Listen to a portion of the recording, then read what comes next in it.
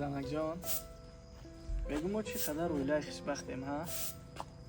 2 сол мешавад зиндагимона худоро шукр ки рӯз ба рӯз ба хушбахтиҳои нав расидаистем. худоро шукр ки аҳмадҷонам 6 моҳ мешавад ки ба дунё омадааст. ман на кора ҳис мекунам, на мушкилии кора ҳис мекунам, на мушкилии зиндагиро ҳис мекунам. бовар ки занакҷон, барои ҳамин занакҷон иншоалло ки боварӣ дорам ки хушбахтӣ рӯз ба рӯз ай пешай занакҷон. ҳамхел нест? ҳа мардак, хушбахтӣ дар деҳот, дар байни гову молҳо, дар байни хару хингала зиндагӣ кардани хушбахтӣ ҳастанд.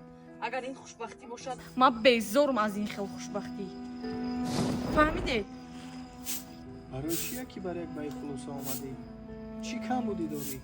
чӣ намераса?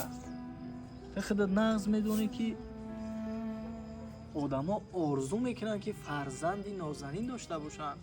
одамо пул расход мекунанд, одамо хона мефурӯшанд, барои табобатшон харҷ мекунанд ки худованд соҳиби як фарзандаки нозаниншон кунад. а имрӯз ки мавтара худованд аҳмадҷона насиб гардондай, чӣ ба ношукрӣ мекунӣ?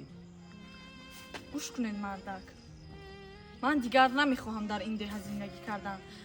ман мехоҳам ба шаҳр рафта зиндагӣ кунам. агар имконияти ба шаҳр рафтан дошта бошед, марҳамат карда ба шаҳр равем, дар он ҷо ҳамроҳи ман зиндагӣ кунед. агар имконияти ба шаҳр рафтан надошта бошед, ман либосҳоямро ҷамъогир карда ба хонаи падару модарам бармегардам. занак, хатои бузург мекунӣ. ҳама чӣ оҳиста оҳиста мешавад. ҳамсоё рабӣ, келини бобои мирзо рабӣ, келини бобои раҳматулло рабӣ, ҳамао ҳамаи шаҳр омаданд. неки сабр карданд, тоқат карданд. имрӯз дар шаҳр зиндагӣ кардаистанд. ба ҳамин хотир сабр ки тоқат ки оли нав зиндагии моро 2 сол шидааст. ман хулосаамро баровардам, ба шаҳр бармегардам. занак, фикри мара намекунӣ, фикри худта намекунӣ, фикри падару модарта намекунӣ. ҳадди ақал фикри аҳмадҷона бикун, фикри тифли навзота бикун ки баъдаи рафтани ту ҳоли ин нозанинак чӣ мешавад, ҳоли ин шербача чӣ мешавад? гӯш кун мардак, ман аз хонаи падарам худам танҳо омадам ва худам танҳо ба хонаи падару модарам бармегардам. бас аст, меравам. худам танҳо омадам ва худам танҳо ба хонаи падару модарам бармегардам.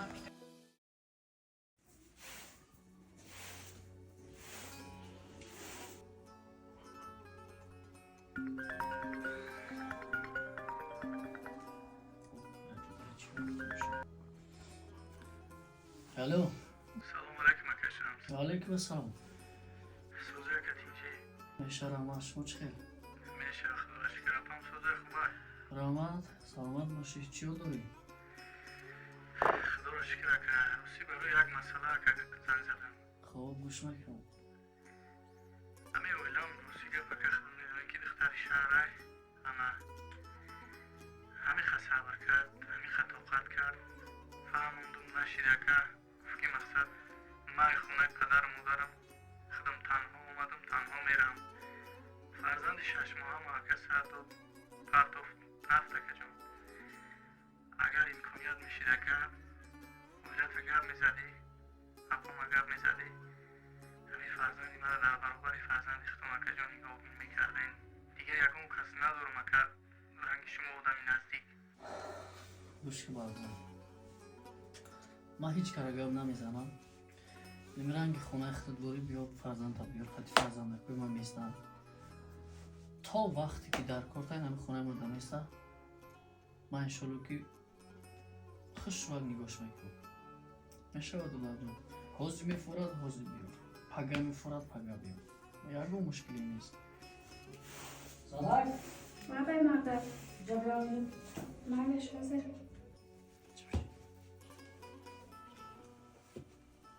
نسرین چیکاره؟ نه سلام. زنک یک گپ همگی متون بگم. یک фарзанд дига дорем. Аммо имрӯз ё пага меорам. Бари фарзанда худо местав. Нигоҳ бинаш мекунем. Фаҳмидӣ? چی خیلی نفهمیدم. گوش بزن. پگم میارمش بعد میفهمم خودش. فهمید؟ اون فکری که تو میکنی اون فکر نیست. یکم باید خاطر نشه. خب؟ تمام. تمام. باش.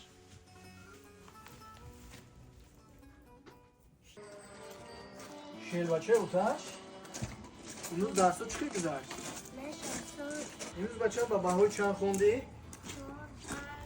خند و شب زنه شیربچه های دادش. احمد جون پسرم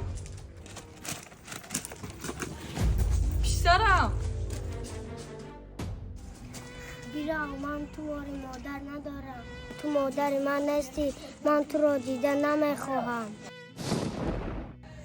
گوش کن تو در بدنت خون انسانی داری؟ تو با یک بار دو بار گپ نمیفهمی. چی میخواهی؟ همین کودک تو را دیدن نمیخواه. همین کودک تو وری مادر نداره. چی میخواهی تو؟ همین کودک چی میخواهی تو؟ پسرم هست من مادرش میشوم و این چونین حق و حقوق دیدنی وی را دارم وی پسری من میشود. تو مادرشی؟ تو برای مادر گفتن شرم نمیداری؟ گوش که مرا؟ تمامی موجودات زنده، تمامی حیوانات تولد کرده میتونه، زایده میتونه. نکی تربیه کردن، پدر و مادری کردن فقط انسان میتونه. فهمیدی؟ در وقتی که کودک عذاب میکشید، رنج میکشید، احتیاج به آغوش مادر داشت، احتیاج به شیر مادر داشت، احتیاج به نوازش مادر داشت. کجا دا بدی؟ کیف صفا بدی؟ کیف صفا میکردی؟ شعر میگفتی؟ زندگی تنها قپیدی؟ برای کیف صفا که تو میدونی که اپای ما برای تربیه کردن این فرزندی من چقدر عذاب کشید، چقدر رنج کشید. وقتی که آدما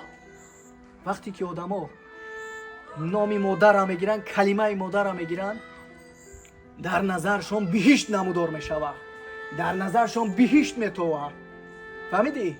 خرسند میشون، احساس خوشبختی میکنن. نیکی کودکی بیچاره وقتی نام مادر را میگیره جهنم در یادش میزنه، دوزخ در یادش میزنه. دوزخی که مادرش براش ساخت، تو ساختی براش. تو نه مادری نه مادر میشوی. فهمیدی؟ های که هرو بطه ایجا های که ته